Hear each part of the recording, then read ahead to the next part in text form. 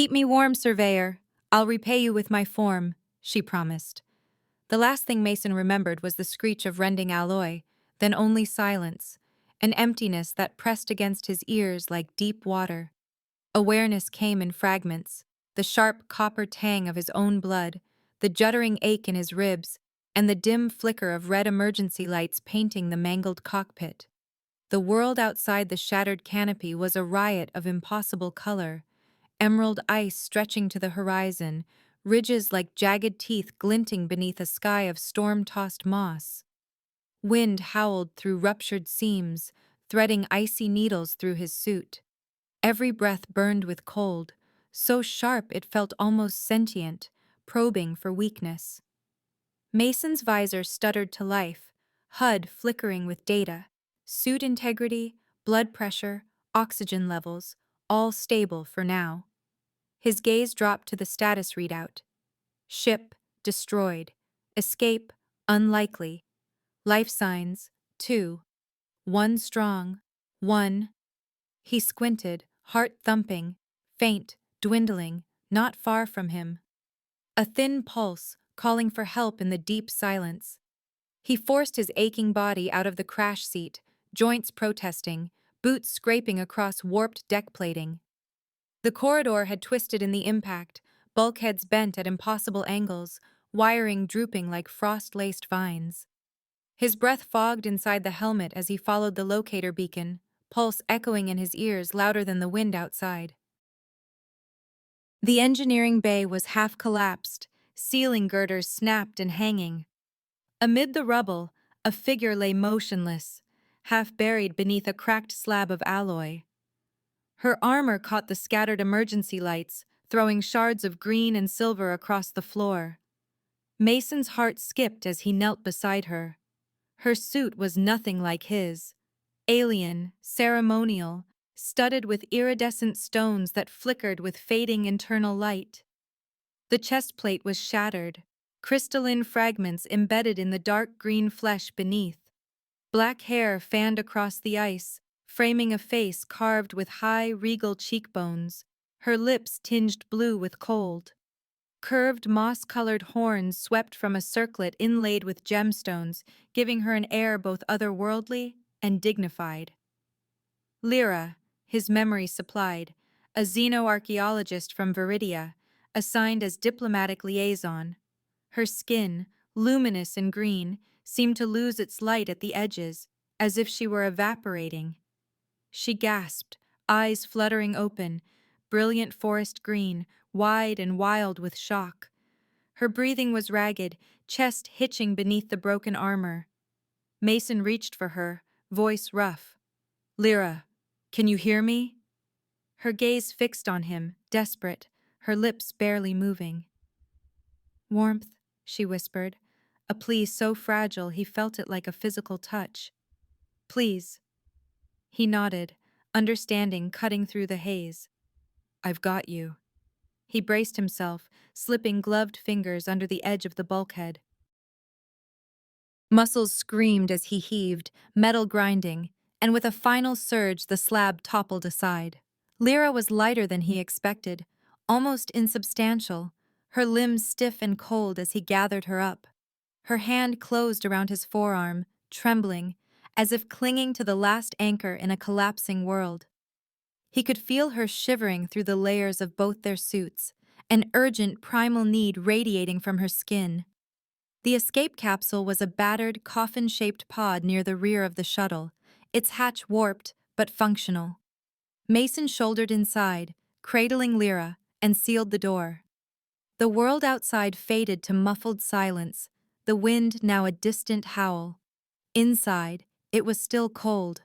Ice rimed the viewport and traced patterns along the seams, but at least it was out of the wind, and the capsule's battered life support offered a faint, wavering hope. Lyra's eyes were glazed, lips trembling with more than cold.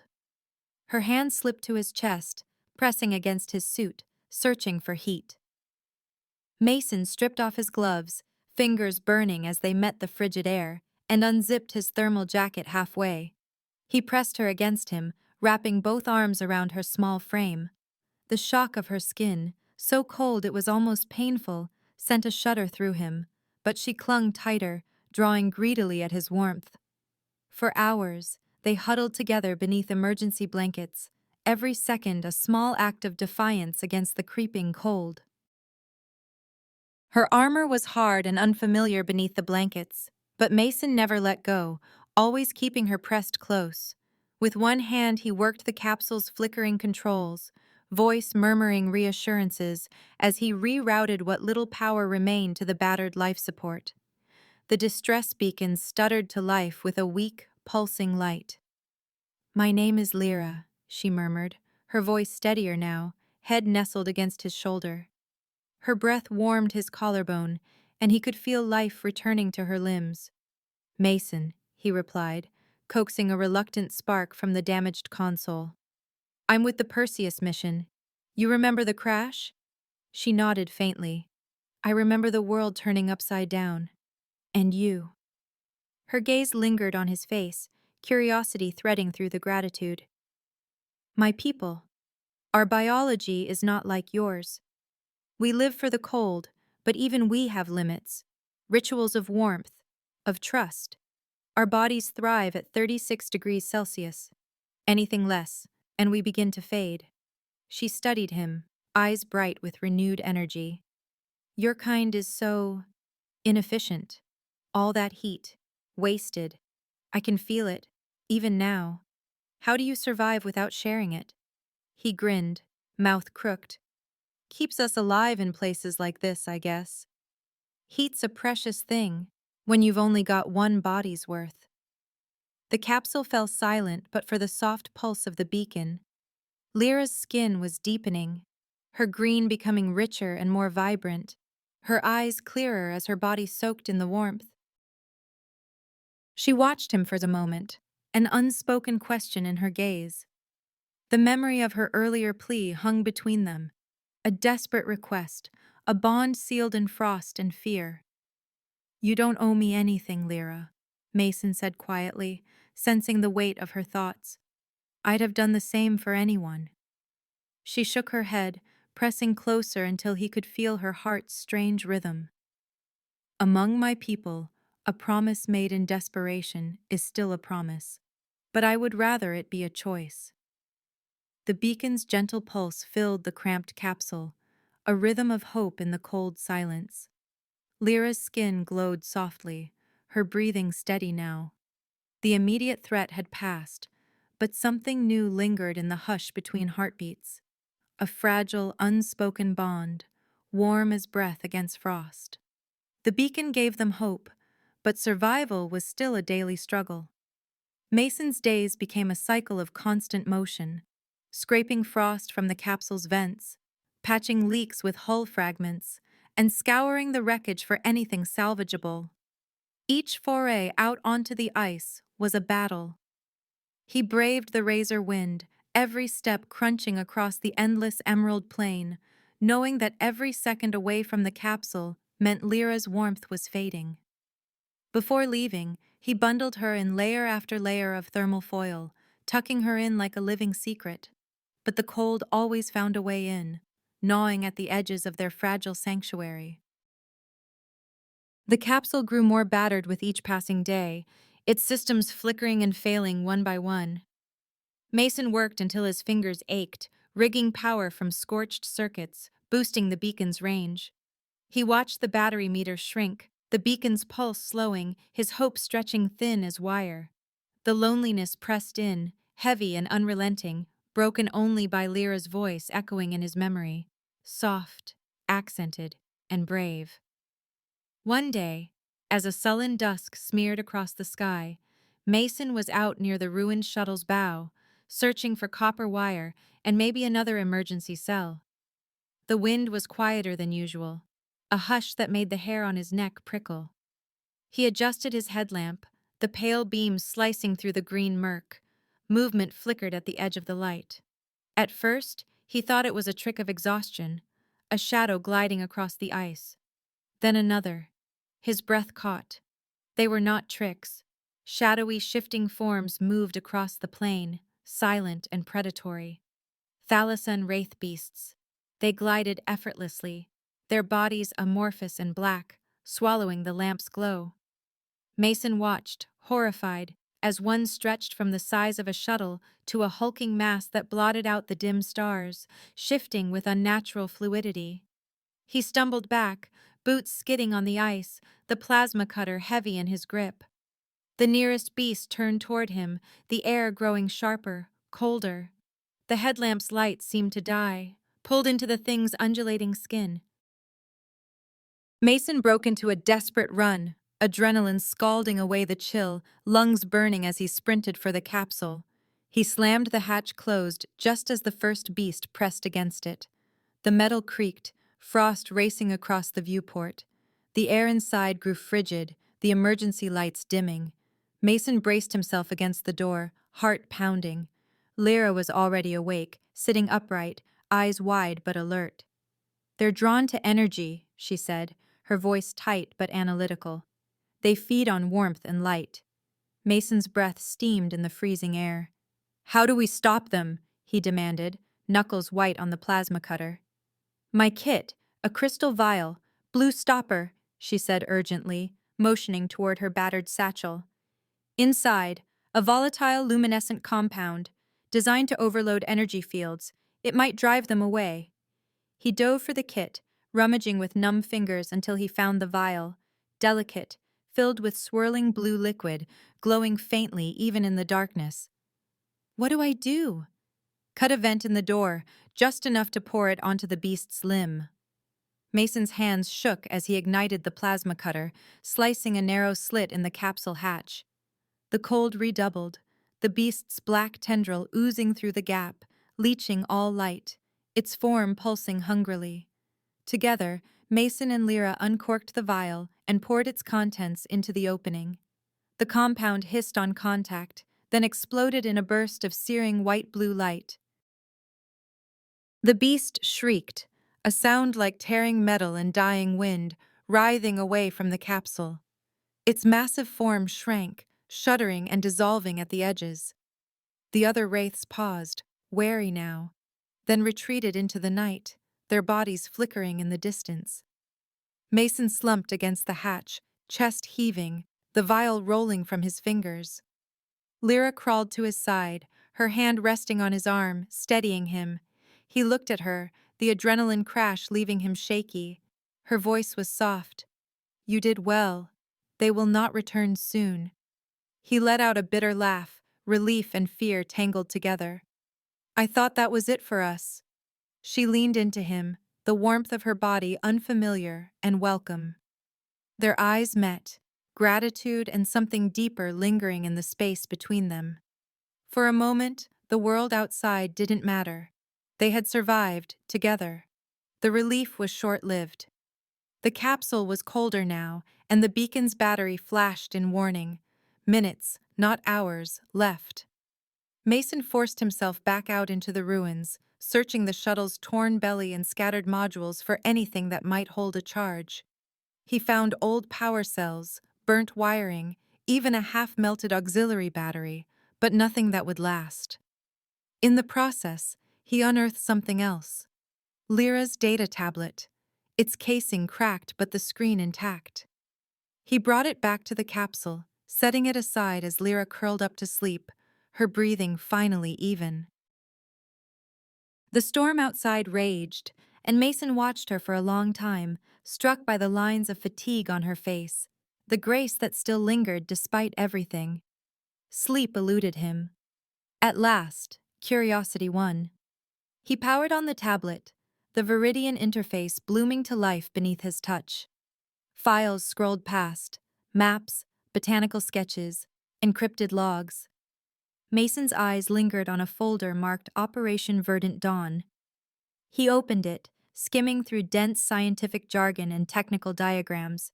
It was a plan, no, a revolution.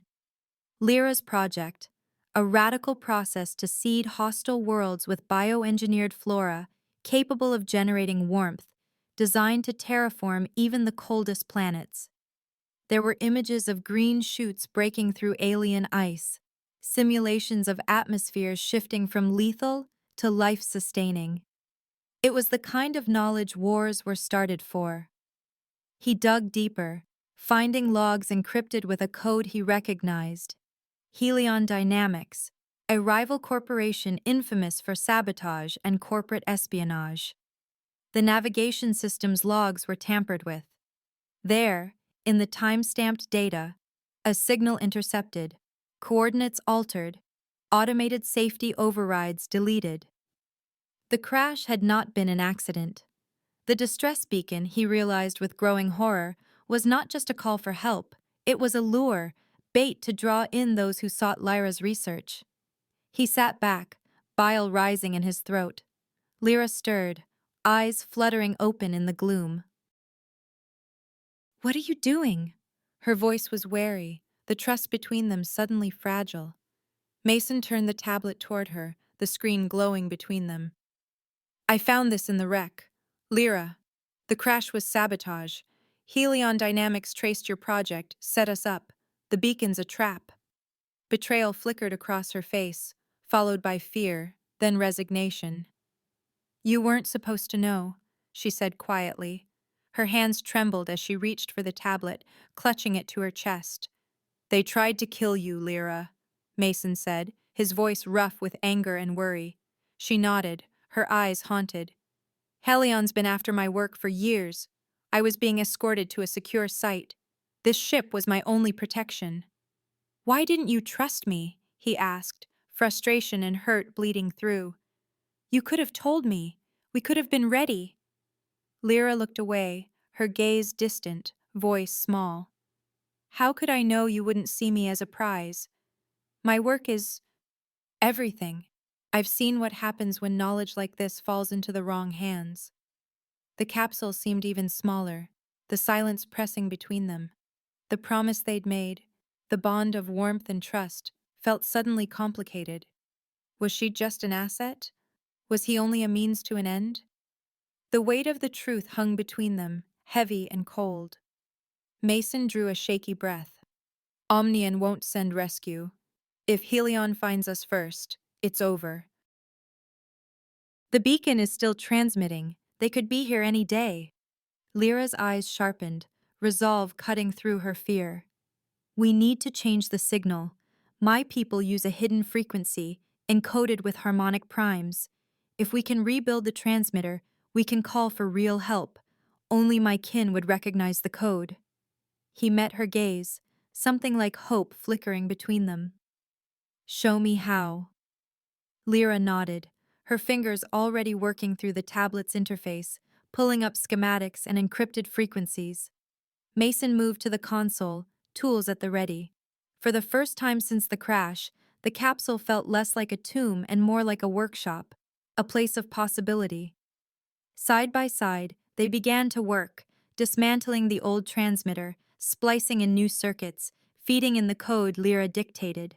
The silence between them shifted, no longer brittle with secrets, but charged with a new sense of purpose. Together, they would fight for rescue, not just for survival, but for trust, and for the chance at something more. They worked side by side, Lyra sketching circuits onto the frost-laced bulkhead with a stub of carbon, Mason piecing together fragments of the ruined ship with numb, persistent fingers. Their closeness became natural.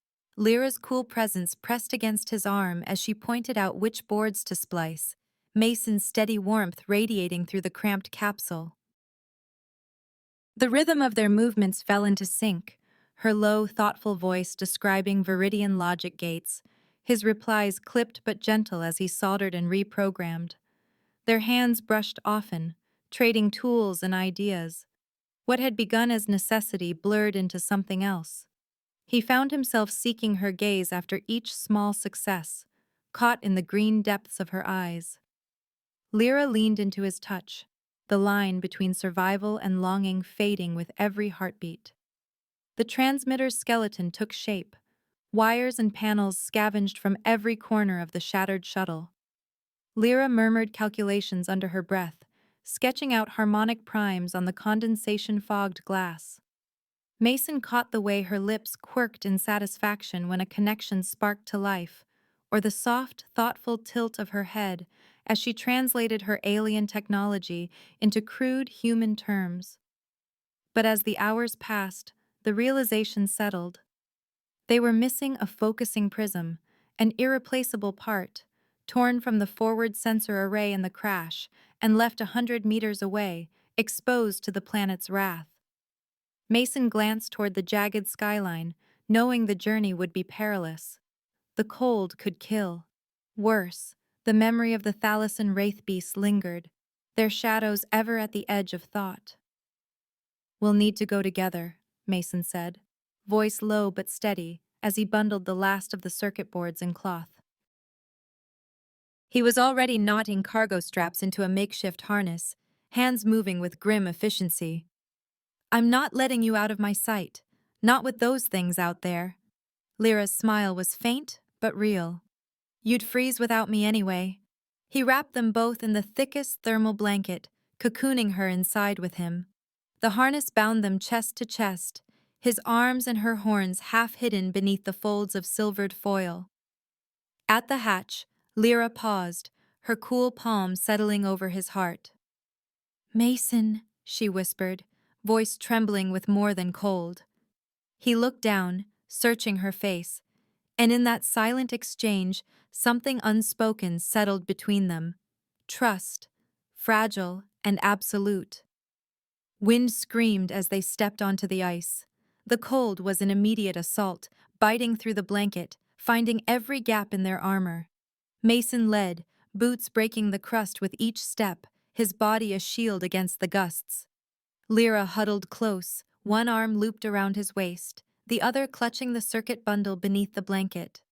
Their makeshift tether, woven from cargo straps and hope, was all that kept them together. The world beyond was a blur of emerald light and shifting shadows. Every dozen meters they stopped, sometimes because the wind grew too fierce, other times because Mason felt Lyra shivering, her strength faltering. Each pause became an embrace, arms tight around each other, breath mingling in the tiny pocket of warmth between them. "Are you all right?" Mason would ask, voice muffled by the scarf pulled over his mouth. She always nodded, lips blue, eyes fierce. "Just a little farther." At last, the ruin of the forward array loomed ahead, twisted metal jutting from the ice like broken fingers. Lyra pointed, her voice thin with effort. "There, the prism, half buried." Mason dropped to his knees, scrabbling at the ice with gloved hands, each movement sending pain shooting up his arms. The prism was wedged beneath a girder, its edges encrusted with frost. He gritted his teeth, prying it loose inch by inch as Lyra pressed close, her presence steadying him. When it finally came free, Mason could barely feel his fingers. "Got it," he gasped, holding up the shimmering crystal. They didn't have the strength to make it back in one push. A narrow crevice gaped nearby, shadowed and deep enough to hide them from the wind. Mason led the way, Lyra's hand gripping his harness. Inside, the air was still and bitter, but it was shelter. They collapsed, tangled together, Mason cradling Lyra against his chest. She shuddered, breath hitching as she pressed her cheek to his jaw. Her eyes searched his, searching for something beyond the pain and exhaustion. "My promise. It was made in fear," she murmured, voice barely audible. "But I want it now to mean something else." He brushed a strand of hair from her face, his thumb tracing the line of her cheek. "You don't owe me, Lyra." "Not for warmth, not for survival." She smiled, fingers feather light as they traced the edge of his jaw. "I know, but I choose it." The air between them thrummed, need, trust, gratitude, all tangled together. Mason leaned in, their lips meeting in a kiss that was at first cool, then warming, then deepening into something fierce and vital. Lyra melted into him, her arms slipping around his neck, horns brushing his brow. The world outside faded, the storm, the cold, the darkness, all distant, held at bay by the fragile, precious heat between them. When they finally pulled apart, Mason's heart was hammering in his chest. and Lyra's skin glowed with a new, vibrant energy. "We should go," he whispered, "before we freeze." The return journey was a blur, their spirits buoyed by more than hope. The prism, wrapped in cloth and tucked against Mason's chest, pulsed with refracted light. Lyra's step grew surer, her smile more certain. Inside the capsule, they worked in tandem, Lyra guiding Mason's hands as he fitted the prism into place, her voice strong and clear despite the exhaustion. Circuits snapped together. Power surged. The new beacon flared to life, its signal encoded in Viridian harmonics, a message only her people could understand. Light danced across the frost, painting the cramped space in shifting emerald and gold. They collapsed together on the capsule's bench, arms wrapped around each other, waiting in the hush that followed. The coded signal pulsed into the void, their last and best hope. Mason's fingers tangled in Lyra's hair, her head resting on his shoulder. They waited, holding each other for comfort, for warmth, for the promise of something more than survival. A harsh, staccato alarm shattered the quiet. Proximity alert. Mason jerked upright, heart racing. Lyra scrambled to the viewport, peering into the icy dusk. On the horizon, a sleek, black ship sliced through the sky, too angular, too predatory to be rescue. It touched down in a flurry of snow, bay doors yawning wide. Mercenaries in advanced armor spilled onto the ice, their visors burning with cold blue light. Helion dynamics had come at last. Lyra reached for Mason's hand. "We face them together," she said, determination burning in her gaze. He squeezed her fingers, eyes fixed on the advancing mercenaries, his voice steady. "Always." The mercenaries swept the area, dark figures prowling the emerald ice, weapons drawn and visors pulsing with blue light. Thermal sensors scanned in wide arcs, every movement purposeful and precise. The beacon in the capsule still blinked, but now its hope had turned to a trap. Mason watched their approach from a narrow viewport, jaw clenched, counting the enemy. 6, maybe more, fanning out with military efficiency. "They'll find us," Mason muttered, already pulling on his battered jacket and checking the charge on his plasma cutter. "We can't stay here." Lyra's eyes tracked the mercenaries' shadows slicing through the frost. Her voice was steady, sharper than the wind. "The cold is our ally now. They won't expect the wraith beasts." A spark of dark inspiration flickered between them. Mason nodded, slinging his tool pack over his shoulder. "All right, we move." They slipped through the maintenance crawlspace at the back of the capsule, a tunnel so tight Mason had to angle his shoulders, Lyra's horns scraping against the frosted bulkhead. Ice creaked underfoot, every sound amplified by the hush outside. They emerged beneath a fractured ledge, the ruined shuttle looming above like the bones of some ancient leviathan. The mercenaries were close, shapes flickering between the teeth of wreckage, their searchlights sweeping methodically. Mason worked fast, heart hammering. He set a decoy heat source, a scavenged power cell rigged to burn hot, under a shelf of collapsed hull. The glow pulsed, a small, promising sun in the frigid gloom. Lyra crouched beside him, fingers flying over her data tablet as she triggered a beacon call. The signal twisted through Viridian code to mimic the cry of a native predator. A distant, guttural howl echoed over the ice. The wraith beasts heard it. Shadowy forms rose from the far plain, shifting and swelling as they glided toward the disturbance. The mercenaries froze, then turned their weapons on the oncoming dark. The first shots rang out, blue plasma streaking the dusk. Mason and Lyra watched from the shadows as chaos exploded. The beasts surged forward, absorbing fire, their forms bulging, stretching, sucking the light from the air. Mercenaries shouted, formation breaking as the wraiths descended, enveloping the soldiers in shifting blackness. Mason caught a glimpse of a helmeted figure firing blindly before vanishing, snuffed out as though swallowed by night itself. "Now!" Mason hissed, and together they sprinted through the confusion, keeping low, boots sliding on the glassy surface. The cacophony behind masked their flight. They made for the shattered bridge of the wreck, ducking through a ragged opening in the hull. Inside, the bridge was a frozen tomb. Control panels glittered with frost, the captain's chair knocked askew by the crash. Lyra darted to the main console, her hands moving with desperate speed as Mason took up a defensive position by the hatch, plasma cutter at the ready. "If you can access their ship's controls, can you disable it?" Mason asked, eyes flicking between the bridge entrance and the shattered viewports. "If I can reach the mainframe, yes," Lyra replied, working fast. "Their systems are shielded, but not from Viridian logic. I need a moment."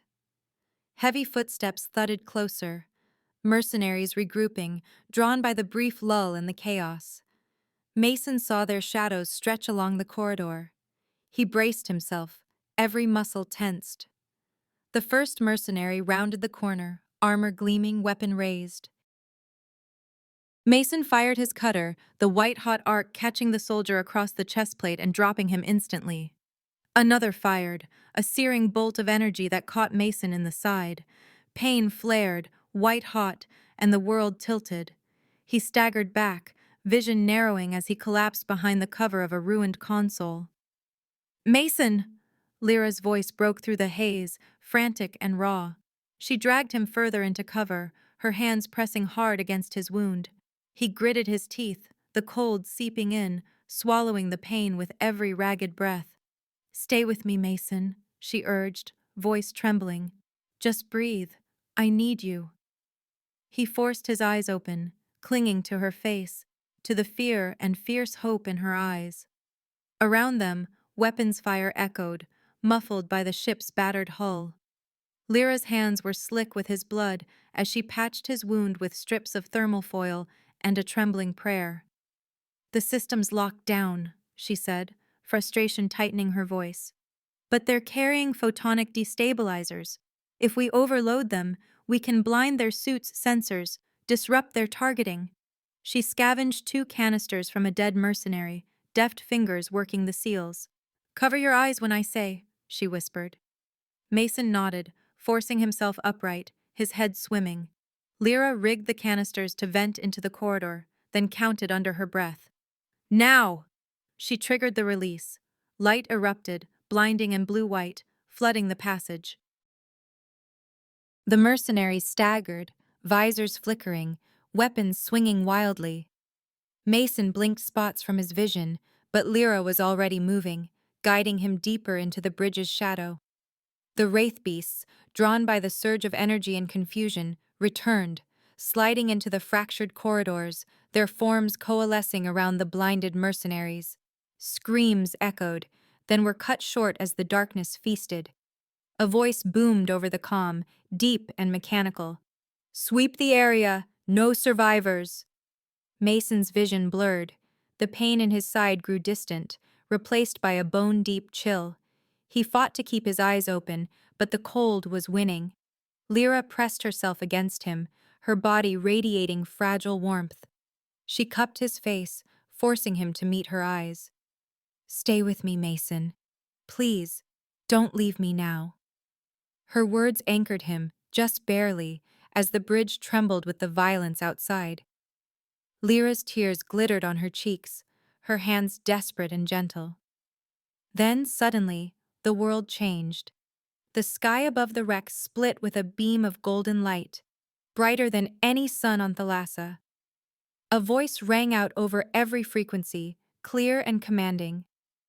"This is Commander Amaya Chen of the United Terran Frigate Horizon. Hostile craft disabled. Stand by for extraction." Above, the Helion ship sparked and died, engines gutted by precise orbital fire. The mercenaries on the ice faltered, some dropping their weapons, others vanishing into the dark. The wraith beasts scattered, melting back into shadow. Relief crashed through Mason, a wave so fierce it left him dizzy. Lyra sagged against him, her forehead pressed to his. "We made it," she whispered, her voice breaking with exhaustion and joy. Mason managed a weak smile, his hand finding hers, fingers intertwining with a promise that neither cold nor darkness could ever break. The medbay aboard the Horizon was a haven of warmth, bright and immaculate after the endless chill of Thalassa. The soft thrum of the ship's engines was a lullaby compared to the howling storms Mason still heard in his dreams. He lay back against crisp white sheets, his side bandaged and stitched, the pain now dulled to a distant ache. Warmth suffused his limbs, banishing the bone-deep cold that had haunted him for days. Across the medbay, Lyra rested in a specialized chamber designed for Viridian biology. The enclosure shimmered with filtered light, humidity controls maintaining a balmy, verdant air. Through the transparent barrier, Mason watched her. Her skin was once again a vibrant green, luminous under the medbay lights. Her hair, wild and glossy, spilled across the pillow in dark rivers. The bruises and frostbite had faded, replaced by a healthy glow that seemed to pulse with new energy. She looked peaceful, but every so often her gaze would flick toward Mason, a gentle, unspoken warmth in her eyes. It was here, under the constant hum of monitors, that Commander Amaya Chen found them. The commander's uniform was immaculate, her presence radiating authority. She stood at the foot of Mason's bed, arms crossed, her expression both stern and approving. "You both showed remarkable ingenuity," Chen said, her voice even. "The board is already discussing reparations for Helion Dynamics. What they did will not go unanswered." She paused, her eyes flickering between Mason and Lyra, lingering just a moment longer than protocol required. "Rest easy. You're both heroes in the eyes of the United Terran Alliance, and a few others, I suspect." Mason managed a tired grin. "Just doing what we had to, ma'am." Chen's lips twitched, the barest hint of amusement in her eyes. "Of course." She didn't mention the closeness between him and Lyra, but when she left, Mason saw the glimmer of understanding there. Recovery was slow but gentle. Days passed in a rhythm of treatments and checkups. Mason wandered the bright corridors, always finding himself drawn back to Lyra's chamber. Sometimes she slept, her breath fogging the glass in gentle patterns. Other times she was awake, reading, studying data on her Viridian tablet, or simply watching the play of light on her hands. Mason would watch her for long stretches, comforted by the sight. Occasionally, he'd catch her looking back, a shy smile curving her lips before she glanced away. Their conversations were short at first, shouted softly through the barrier. "How are you feeling?" "Better with every hour." "They treating you all right?" "I have everything I need. Almost." Every word carried a weight, a history forged in frost and fear. News traveled quickly aboard the Horizon. A Viridian diplomatic ship was en route, an organic vessel, half-grown and half-built, to retrieve Lyra and her priceless research. The time Mason and Lyra had together was dwindling, their shared world shrinking to a few days and then a handful of hours. Each morning, Mason felt the countdown in his bones. One evening, just as the medbay lights dimmed to a gentle dusk, Commander Chen approached Mason's bedside with a datapad in hand. She tapped the screen, scanning the results, then looked up with a wry smile. "Dr. Lyra has requested a shared environment," she said, voice brisk. "Our medics believe she'll recover faster with a human heat source. I assume that means you." Mason sat up, nerves dancing beneath his skin. "Is that allowed?" "The medbay staff will look the other way," Chen replied, her eyes twinkling. "For the sake of cross-species diplomacy." She keyed a code into the panel. The transparent barrier shimmered, then faded away. Mason stood, awkwardly brushing at his rumpled uniform. He crossed the short distance to Lyra's side, hesitating at the threshold of her chamber. She was already sitting up, her skin aglow, eyes bright with anticipation. She reached for his hand, her touch cool at first, then welcoming as his warmth seeped through. "Thank you for coming," she said softly. He sank down beside her, their hands entwined. The quiet between them was different now, no longer tense with fear, but humming with something unspoken and tender. They talked for hours. Lyra told him about Operation Verdant Dawn, her dream of remaking barren worlds into havens of life, of her people's rituals for binding promise to action. Among Viridians, she said, tracing the lines on his palm, a promise made in darkness is sacred, but one made in the light, with choice, is a beginning.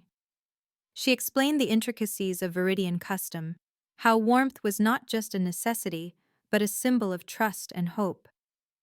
When I made that promise, Lyra said, her voice gentle, it was about survival. Now, it's about something more. Mason squeezed her hand, heart racing. You saved me just as much. I'd never have made it off the Lhasa alone. She smiled, eyes shining. Tell me about your life, before all this. He laughed, rubbing the back of his neck. It was quiet, unremarkable. I spent my days scanning rock formations, cataloging ice deposits. Never thought I'd end up in a story like this. You changed that, she whispered, leaning close. You brought warmth to a place of death. Mason felt her words settle in his chest, a new gravity pulling him closer. The days blurred, recovery bleeding into anticipation. The Horizon's crew treated them like honored guests, but the looming departure was never far from Mason's thoughts. He wandered the ship's observation decks, watched the stars wheel past, and wondered what he would do when Lyra was gone. Then, the Viridian ship arrived, a vessel unlike anything Mason had ever seen. Its hull shimmered with iridescent light, grown from living crystal, veins of blue and green pulsing beneath the surface. It docked with a gentle hum, sending ripples of bioluminescence across the bulkheads. The delegation entered the medbay, tall, graceful figures with skin like living jade, their eyes gentle but proud. Lyra's people greeted her with quiet reverence, embracing her, murmuring in musical tones. They thanked Mason formally, their gratitude sincere. You are welcome among us, Mason Quinn, their leader intoned, for your courage and for the warmth you gave our daughter. Official offers followed, safe passage home, commendations, a future of his own choosing. Mason listened, nodding politely, but his mind was elsewhere. The prospect of returning to his old life, alone, unchanged, suddenly felt hollow. Lyra waited for him in the medbay's quiet corner, her hands folded in her lap. She looked at him with hope and uncertainty in her eyes. They've offered you a place with the research team, she said, a teasing smile playing on her lips. I could use a logistics chief at the Verdant Institute, someone who knows how to improvise. Someone I trust. Mason hesitated, the enormity of the choice pressing in. I'm just a surveyor, he said, a crooked smile forming. Not sure I'm cut out for diplomacy. She laughed, the sound bright and honest. Diplomacy is just another kind of survival, and besides, I want you close. Her voice dropped to a whisper, her hand sliding into his. He squeezed her fingers, feeling her cool skin warm beneath his touch. I'd like that, he said, the words simple, certain, and true. Outside, the Viridian ship shimmered in readiness, a new world waiting. Inside, Lyra leaned into Mason, her promise no longer one of desperation, but of hope, for both of them. And the promise? Mason teased, voice low, a half-smile tugging at his lips as he lingered by the Viridian ship's open gangway. The diplomatic bay bustled with activity. Crew members, Viridian envoys, a soft thrum of anticipation vibrating in the luminous air. Yet, in that moment, it felt as if the world had narrowed to just the two of them. Lyra stood close, her hand resting lightly on Mason's arm. Her skin, a living emerald, glowed in the crystalline light, eyes bright and clear. She tilted her head, a playful lilt in her voice. No longer a debt. Now it's an invitation to share warmth, to build something new. He grinned, hope and relief mixing in his chest, and reached for her, hands gentle on her waist. "Then I accept," he said, drawing her in. The kiss he gave her was bold, unafraid, witnessed by a dozen Viridians and a handful of Terran officers. Her lips were cool at first, then warmed against his, tasting of promise and possibility, of hope, not desperation. Their embrace drew a ripple of gentle laughter from the Viridian delegation. Mason heard one of the envoys murmur something in musical Viridian, echoed by approving nods.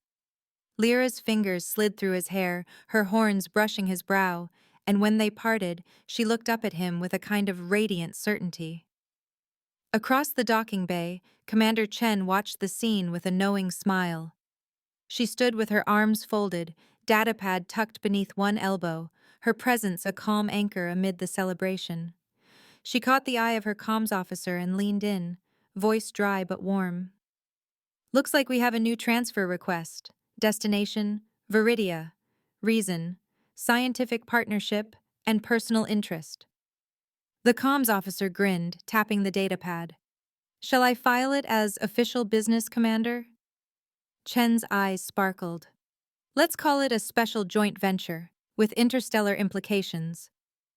Meanwhile, Lyra turned to Mason, her voice soft for his ears alone. "There's a tradition among my people. When we share warmth in front of our kin, it means we choose each other, whatever the future holds. Are you certain?" Mason took her hands, feeling the pulse of her life beneath his palms, steady and cool. "I've never been more certain of anything," he said. He glanced past her to the Viridian vessel, a living ship of crystal and light, promising uncharted worlds, the kind of adventure he'd only ever dreamed of. The old ache of wanderlust fluttered in his chest, but now it had changed, no longer a hunger for meaning, but an eagerness to build something together. Lyra smiled, her gaze shining with gratitude and affection. "We will make something extraordinary, you and I. You'll see." The Viridian captain called for boarding, voice resonant and welcoming. Lyra reached for Mason, threading her arm through his. They moved together down the radiant gangway, footsteps echoing softly. Viridian scientists and crew bowed their heads in greeting, faces open and curious, but Mason saw no suspicion in their eyes, only acceptance and the spark of new beginnings.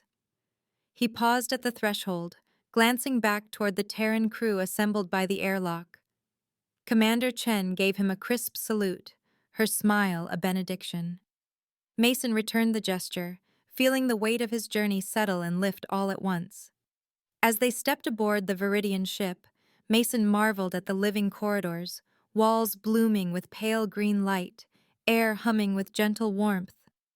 The entire vessel felt alive, like walking through the heart of a forest at dawn.